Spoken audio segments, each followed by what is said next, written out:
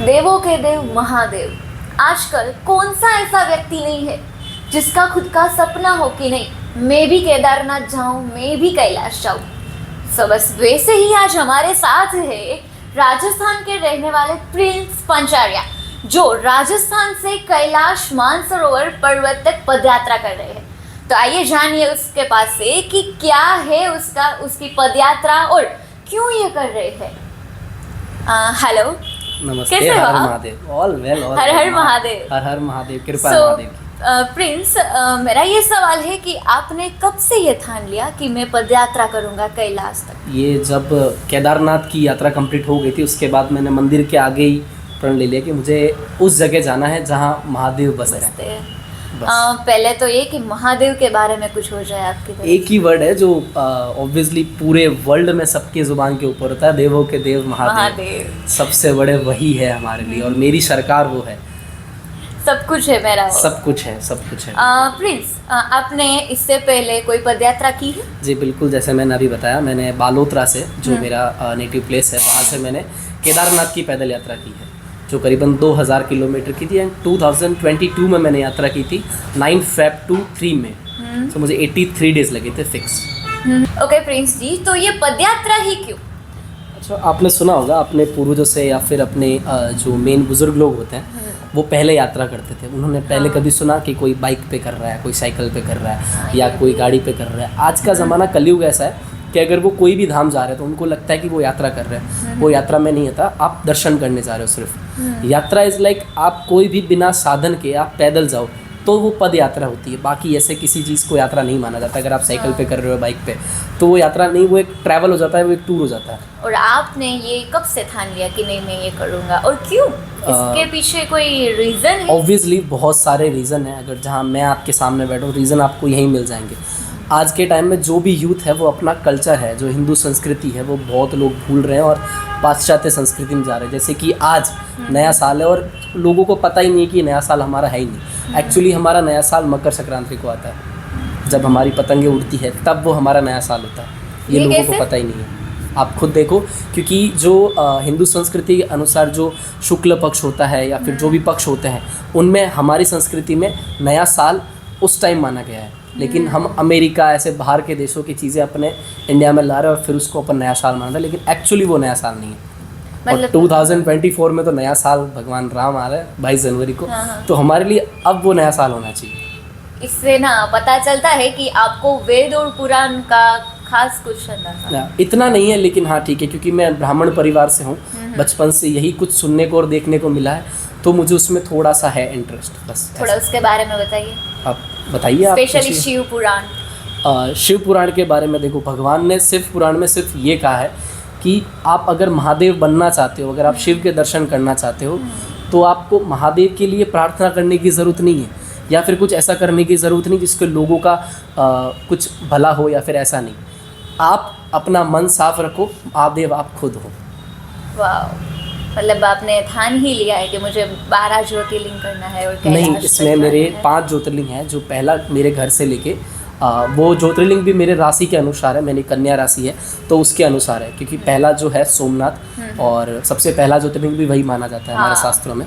तो सोमनाथ, देन वहाँ से त्र्यंबकेश्वर, त्र्यंबकेश्वर के बाद ओमकालेश्वर, महाकालेश्वर और केदारनाथ। केदारनाथ पे पहले भी जा चुका हूँ और मुझे केदारनाथ से एक अलग ही कनेक्शन है महादेव से। तो वहाँ पे तो वो ज्योतिर्लिंग 5 करके फिर उसके बाद नेपाल, नेपाल से चाइना, कैलाश मानसरोवर पर्वत। और ये पूरी यात्रा 12,000 किलोमीटर की होने वाली है, जो इंडिया में सबसे पहले, मुझे नहीं बोलना चाहिए लेकिन हाँ, इंडिया में मैं पहला बंदा हूँ जो ये 12,000 किलोमीटर की पैदल यात्रा कर रहा हूँ। उसमें मुझे 2 साल लगने वाले हैं। जी। और आपको पहले से ये सब भक्ति भाव, वेद पुराण पढ़ने का ये सब? जी, ऐसा नहीं है। मैं वैसे बाय प्रोफेशन मैं एक डांसर हूँ, मैं कोरियोग्राफर हूँ।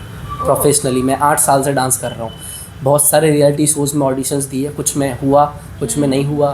फिर जाके कहीं एक रियलिटी शो में मैं विनर भी रहा, जिसका नाम है द डांस आइकन, उसका मैं विनर भी रह चुका हूँ। देन मुझे ये चीज़ पता चली मेरे पिताजी से। तो जब मेरे बड़े भैया हुए तो सेकंड बेटा नहीं हो रहा था, जो था मैं। तो मेरे हमारे बालोतरा के आसपास एक हल्देश्वर है, हल्देश्वर महादेव का मंदिर है, जो कि पहाड़ों में है। 7 पहाड़ कंप्लीट करके फिर वो मंदिर आता है। तो मेरे पिताजी वहाँ गए थे मुझे मांगने के लिए। राइट, सीरियसली मेरे पिताजी ने मुझे ये चीज़ बोली, और मेरे दादी और मेरे दादा बोलते थे जब वो जिंदा थे, तब मुझे बोलते थे, और पापा भी बोलते हैं कि तुझे में महादेव का ऐसा क्यों है, मैं तुझे बताता हूँ, ये एक्चुअली खून में है तेरे। तो पापा ने मुझे बताया कि मैं जब नहीं हो रहा था तो तब मैं वहाँ गया था और महादेव से मांगा कि मुझे एक जुगनू चाहिए, और जुगनू चमकता है, और आज भी मेरा घर में नेम, पेट नेम जो है मेरा घर में जुगनू है। तो पापा मेरे ऐसा मानते कि तू महादेव का बेटा है। तो पता नहीं वही चीज़, क्या पता अभी वो चीज़ आ गई है, थोड़ा समझने के बाद मुझे महादेव में काफ़ी ज़्यादा वो भक्ति भाव वाला है। वाह, ये तो सब ठीक है, नहीं आपको उधर तक पहुंचना है, भक्ति महादेव जी, बट इसके अलावा लाइफ में आपका कुछ गोल है? ऑब्वियसली है ना, बहुत ज़्यादा गोल है। जितने भी, मेरा एक मैसेज है, मेरे जितने सभी लोग हैं अभी इस युग में, लोग मेरे जैसे एज के लोगों को लगता है कि हम सक्सेस नहीं हो रहे, ये नहीं कर रहे। सक्सेस होने का एक्चुअली मीन्स क्या है? पैसा कमाना नहीं, बंगला होना नहीं, गाड़ी होना नहीं। सक्सेस मतलब सक्सेस होने का एक्चुअली मीन है आपके माँ बाप आपसे खुश हो, या आपके आसपास जितने भी लोग हैं वो आपसे खुश हो, वो छाती चौड़ी करके बोल सके कि नहीं मेरा बेटा है। मेरे लिए सक्सेस वो है, और मैंने वो कर लिया है। मैं मानता हूँ मैं सक्सेस हूँ। 4 पैसा कमाना मेरे लिए सक्सेस नहीं है। मेरे लिए पब्लिक में पब्लिक मुझे जाने किस नाम से, तो वो आज मुझे जो इस पब्लिक नाम से जानती है वो है महाकाल का भक्त, महादेव का भक्त। ये मेरे लिए सबसे बड़ी सक्सेस है लाइफ में। अच्छा, खास सवाल मेरा ये है आपसे कि अभी तक आपने ये जो सफ़र किया, उस दौरान आपको कुछ मतलब कुछ चमत्कार महसूस हुआ, कुछ हुआ है ऐसा आपके साथ? उसको चमत्कार नहीं कहूँगा, ऑब्वियसली इसको मैं महादेव का आशीर्वाद कहूँगा। बहुत लोगों को अभी तक मैंने बताया नहीं है, और घर में मेरी, इनफैक्ट मेरे सब में, मेरे माता पिता को पता है, मेरे भाई बहनों को पता है ये चीज़ कैसी मेरे साथ हुई थी। मैं जब केदारनाथ की यात्रा पे गया था 9 फ़रवरी को, अपने घर बालोतरा से निकला था, तब वो मेरी पहली यात्रा थी 9 फ़रवरी को। 1 महीना कंप्लीट हो चुका था मेरी यात्रा करते करते, और एक मैं सिटी में पहुंचा जिसका नाम था सरदार से। और अगले दिन ऐसा था कि एक एक्साइटमेंट थी कि नहीं, अब राजस्थान कंप्लीट होके हरियाणा स्टेट आने वाला है। और मैंने अपने लाइफ में कभी हरियाणा देखा ही नहीं था, सिर्फ बुक्स में और हिस्ट्री में नाम ही सुना था कि हरियाणा भी एक स्टेट है, क्योंकि अपना स्टेट छोड़ के मैं हरियाणा नहीं गया था। तो एक्साइटमेंट के लिए मैंने रात को 3 बजे उठ के मैं रवाना हो गया सुबह। रात को 3 बजे रवाना हो गया यात्रा के लिए, सुबह यात्रा कर दी स्टार्ट वापस। देन मैं, ऐसा था कि 26 से 27 किलोमीटर का एरिया था जो झूपा बॉर्डर आता है, हरियाणा और राजस्थान के बॉर्डर में बॉर्डर आता है झूपा, जिसका नाम है गांव। अगर आप नेट पे चेक करो तो आपको मिल जाएगा।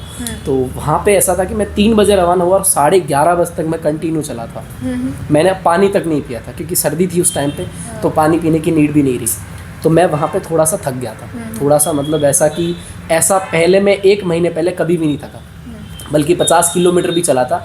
लेकिन वो एक ऐसा दिन था जहाँ मैं सिर्फ 23 किलोमीटर चल के ऐसा थक गया कि बस अब मुझे या तो भगवान उठा ले और या फिर कुछ एम्बुलेंस वगैरह आ जाए, ऐसा था। और मैं ज़मीन पे गिर गया। अच्छा, तो उस टाइम पे मेरे माइंड में 2 ख्याल आए।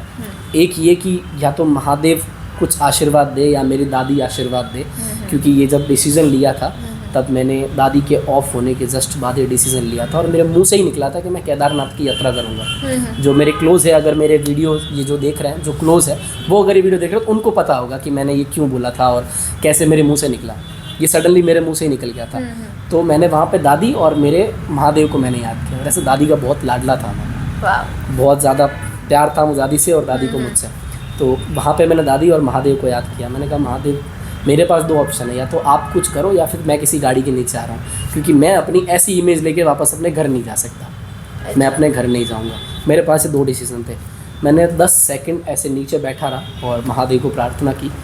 तो सडनली, आप मानोगे नहीं, ऐसे लोग मानते हैं, बहुत सारे वर्ल्ड में लोग हैं जिनको महादेव दर्शन देते हैं। वो किस रूप में देते हैं, कहाँ देते हैं, उसको खुद को भी नहीं पता होता, जिसको दर्शन दे रहे होते हैं। तो मैंने जब ऐसे हाथ करके ऐसे उठाया तो NH47 हाईवे पर, उस 47 नाम है उस हाईवे का, तो वहाँ से एक वैन निकली और वैन के ऊपर शिवलिंग थी। वाइट कलर की वैन और ब्लैक कलर की शिवलिंग जो डोरी से बंधी हुई थी, पैक करी हुई थी। तो मैंने वहाँ पे प्रणाम किया और जैसे ही 3 से 4 सेकंड में अपना हेड वापस ऊपर किया, अपना सिर ऊपर किया, तो देखा मेरे ना तो आगे और ना ही पीछे, वो ना तो वैन है ना ही वहाँ पे शिवलिंग है। उस दिन मैं समझ गया कि अब महादेव है मेरे साथ। उसके इस टाइम पे मैंने बस एक प्रण ले लिया, कहीं नहीं रुकना है, कहीं पे भी नहीं, लाइफ में किसी भी प्रॉब्लम पे नहीं रुकना है।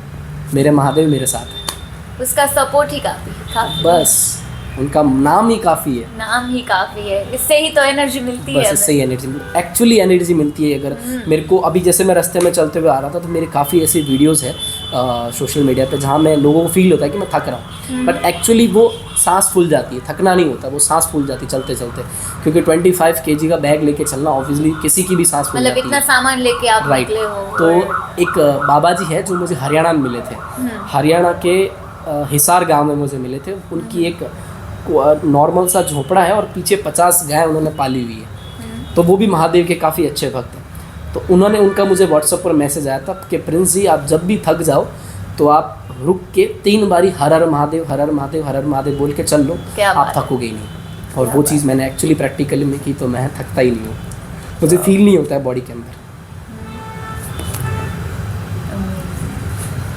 मतलब आपको ये सपोर्ट ही काफी है ना, फिर तो और कोई सपोर्ट की जरूरत ही नहीं है। जब महादेव सरकार है तो फिर किसी सरकार की ज़रूरत नहीं है। क्या बात है। अब लास्ट में हमारी ऑडियंस को आपके द्वारा कुछ मैसेज। मेरा एक यूथ को यही मैसेज है जो आज के टाइम में, मेरे ऐसे काफ़ी सारे दोस्त हैं, मैं आपको एक कहानी सुनाता हूँ छोटी सी। मेरे से काफ़ी सारे दोस्त हैं कि प्रिंस तेरे को क्या मतलब है वहाँ भगवान से, तूने कभी देखे हैं भगवान? मैं उनको ये बोलता हूँ कि तूने पैदा होने से पहले अपने माँ बाप को देखा था? नहीं ना, कोई नहीं देखता, किसी को नहीं पता होता है। जब आप पूरे वर्ल्ड में जब भी कोई परेशान होता है तो वो सबसे पहले ऊपर देखता है, और मेरा ये मानना है कि ऊपर मेरे महादेव है। तो जब भी आप कोई प्रॉब्लम में होते हो तो या तो आप उसका सॉल्यूशन निकालो या सब कुछ महादेव पे छोड़ दो, क्या बात है, अपने आप क्या को काम बात हो है। जाएगा।